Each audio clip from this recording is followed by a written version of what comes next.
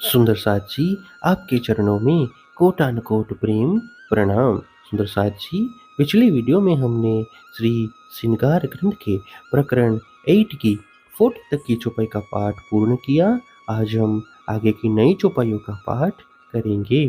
सुंदर साथ जी, अगर आपको यह वीडियो अच्छा लगे तो प्लीज़ लाइक करें और जो भी सुंदर साथ आपके साथ जुड़े हुए हों उन सबको भी यह वीडियो अवश्य शेयर करें। सुंदर साथ जी, जिन्होंने अब तक हमारे इस चैनल को सब्सक्राइब नहीं किया, वे प्लीज़ इस चैनल को सब्सक्राइब कर दें ताकि आने वाले नई वीडियो का नोटिफिकेशन आपको तुरंत मिल जाए। रूहे खेले फूल बाग में, कई खुशबोए रस बहकत, सो क्यों रहे हक कदम बिना, झांकी असल हक निस्बत। फूल बाग में लीला करने वाली ब्रह्म आत्माएं यहाँ की अपार सुगंधि का आनंद लेती हैं। वे अपने धामधनी के चरणों के बिना कैसे रह सकती हैं। विध विध की वन छतरिया, जड़ाव चंद्रवा ज्यों चलकत, ये कदम सुख सुपने ले वही, झांकी असल हक निस्बत। यहाँ पर अनेक वृक्षों की छतरियां चंद्रमा की भांति सुशोभित हैं। श्रीराज जी के चरणों में बैठी हुई ब्रह्मात्माएं स्वप्नज्वत जगत में भी इस अनुपम शोभा का आनंद प्राप्त करती हैं। इन बाग तले जो बाग है, ये क्यों कहे जुबां सिफत, ये मोमिन कदम क्यों छोड़ ही, झांकी असल हक निस्बत। फूल बाग के नीचे नूर बाग सुशोभित है। इसकी सुंदरता का वर्णन नहीं हो सकता है। तामधनी के साथ यहाँ का आनंद को लेने वाली ब्रह्म आत्माएं उनके चरणों को कैसे छोड़ सकती हैं। मोर चकोर मैना कोयली, कई विध वन टहकत, रूहे कदम सुख सुपने ले वही, झांकी असल हक निस्बत। यहाँ पर मयूर, चकोर, मैना, कोयल आदि पक्षी विभिन्न प्रकार से मधुर कलरव करते हैं।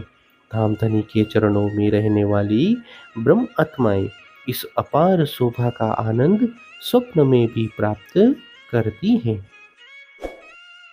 जो खेले झीले चह बच्चे, जल फुहारे उछलत, सो क्यों रहे हक कदम बिना, झांकी असल हक निस्बत।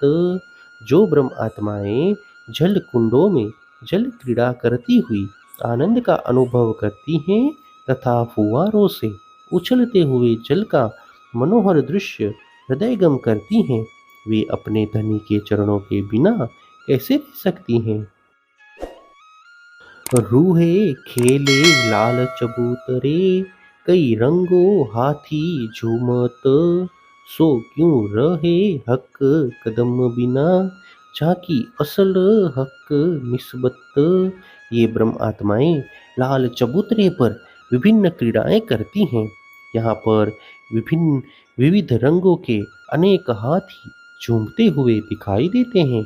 इस अपार आनंद का अनुभव करने वाली ब्रह्म आत्माएं धामधनी के चरणों के बिना कैसे रह सकती हैं।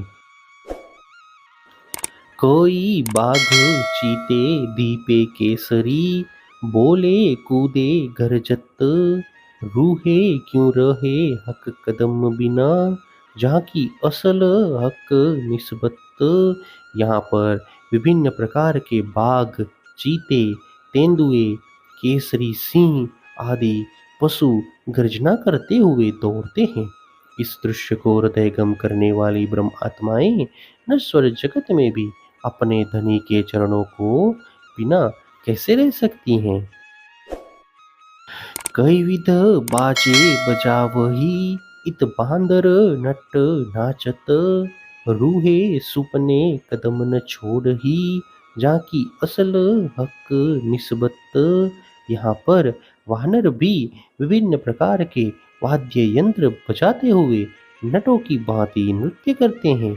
ऐसे दृश्य को हृदय में धारण करने वाली ब्रह्म आत्माएं इस स्वप्नवत जगत में धाम धनी के चरणों को कैसे छोड़ सकती हैं?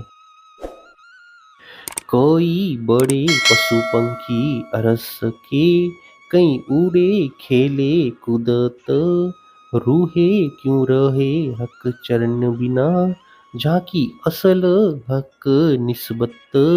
परम धाम में अनेक बड़े बड़े पशु पक्षी, कोई उड़ते हुए कोई दौड़ते हुए क्रीड़ा करते हैं। ऐसे अनुपम दृश्य का आनंद लेने वाली ब्रह्म आत्माएं धाम धनी के चरणों के बिना कैसे रह सकती हैं? कोई विधियो मधुवन में, सुख लेवे चित्त चाहत, सो क्यों रहे हक कदम बिना, झांकी असल हक निस्बत। इसी प्रकार ब्रह्म आत्माएं मधुवन में भी विभिन्न प्रकार की लीलाएं करती हुई इच्छानुसार सुख प्राप्त करती हैं। ऐसी ब्रह्म आत्माएं अपने धनी के चरणों के बिना कैसे रह सकती हैं? बड़े महल जो पहाड़ से, इत रूहे खेले कई जुगत, सो सुपने कदम न छोड़ ही, झांकी असल हक निस्बत।